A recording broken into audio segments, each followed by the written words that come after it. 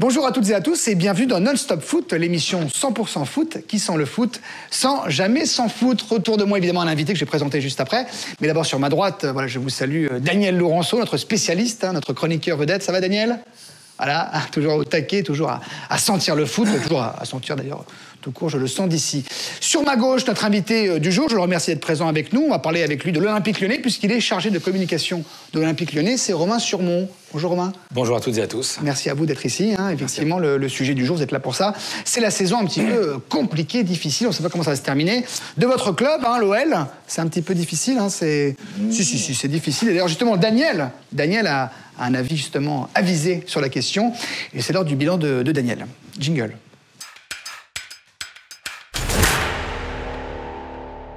Avec une saison en demi-teinte, d'un côté une demi-finale de Ligue des Champions et de l'autre une 7e place en championnat, on s'attendait à voir une équipe de Lyon un peu plus revancharde. Une équipe de Lyon qui a envie de prouver qu'elle mérite le haut du tableau. Eh bien, ce n'est pas le cas. Lyon n'y arrive pas. Lyon est à la peine et connaît même l'un des pires débuts de championnat de son histoire, avec seulement une modeste 14e place au bout de 6 journées. C'est vrai. Cette équipe qui n'avait pourtant qu'un match par semaine à jouer peine aujourd'hui à décrocher une place en Ligue des Champions. Alors, que s'est-il passé ? Pourquoi ? C'est vrai que c'est compliqué, pourquoi ? Monsieur Surmont, alors votre analyse, parce que Daniel a très bien résumé, mais la vôtre. Oui, c'est un bilan un petit peu dur, même si je reconnais que nous avons effectué des débuts compliqués, mais il faut reconnaître aussi que nous nous sommes bien rattrapés, même plutôt très bien rattrapés. Bien rattrapés, c'est vite dit, avec seulement un match à jouer par semaine, on vous attendait à un meilleur niveau en fin d'année. Oui, attention. Nous sommes quand même encore en course. Écoutez, pour le titre, non, soyons sérieux. Et puis en ce qui concerne la Coupe de France, on s'attendait à mieux qu'une sortie sans gloire en quart de finale. Ouais, c'était pas bien, ça. Je reconnais que c'était un objectif du club. Raté. Bien sûr. Bah oui. Mais il faut voir aussi que le contexte du Covid n'a pas aidé... Justement, je vous coupe. Parlons-en du Covid.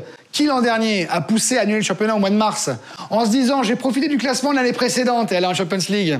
C'est qui ? C'est Jean-Michel Aulas. Oui, c'est nous. Mais il faut voir aussi...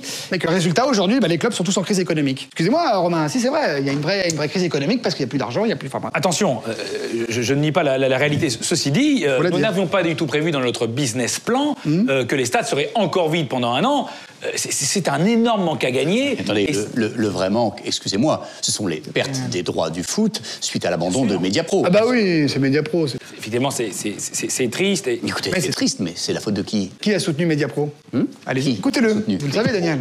C'est Jean-Michel Aulas. Le président de l'Olympique Lyonnais. Écoutez, Jean-Michel Aulas est quand même l'homme qui s'est gargarisé de ce nouvel entrant au détriment d'un partenaire historique et de confiance qu'est Canal+. Qu'on embrasse au passage, d'ailleurs.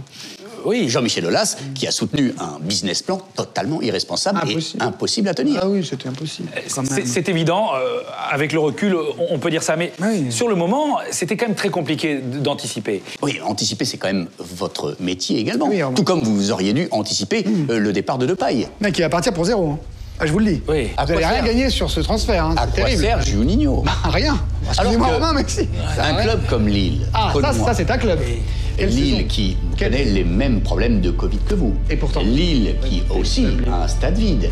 Lille qui a battu Milan. Qui a battu Milan. Lille. Ah bah incroyable. Lille avec un budget 2 fois moins important. Ils vont être champions,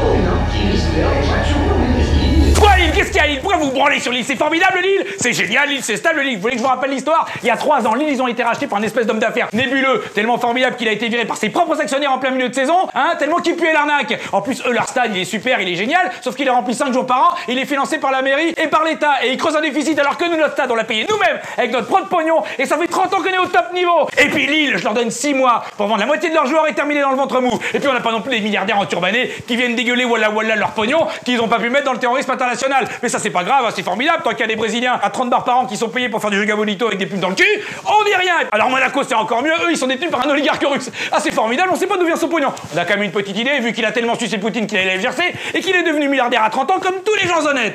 C'est bien connu. Alors Marseille, eux je les adore, ils se pignolent depuis 30 ans sur une coupe d'Europe qu'ils ont soi-disant gagnée à jamais les premiers, alors qu'on sait tous que les années tapis c'est la plus grande arnaque de l'histoire du foot. Et aujourd'hui c'est encore mieux, ils sont détenus par un espèce d'américain avec un Stetson mignon qui a mis au pouvoir un espagnol d'Oviedo de 30 ans qui a pris le foot sur PS4. Ah, c'est génial, et nous, nos connards de supporters, les bad gones, qui viennent nous pisser dessus parce qu'on a Rudy Garcia, alors que quand on est arrivé au club, en 87, le coach, c'était Robert Nouzaret. Tu sais même pas qui c'est, Robert Nouzaret, connard. Ah, écoute-moi bien. Les journalopes, les consultants, les tweetos, les influenceurs, Canal+, la Ligue, Média Pro, les supporters. Allez tous vous faire enculer. Eh bien, merci Romain pour cet éclaircissement sur la situation de l'Olympique Lyonnais. On va se retrouver après une page de réclame avec le sujet du jour, hein, l'autre sujet du jour, pardon, la folle rumeur intergirondine. Voilà. Laurent Blanc. Le retour de Laurent Blanc à Bordeaux viendra pas. Enfin, c'est passionnant. À tout de suite.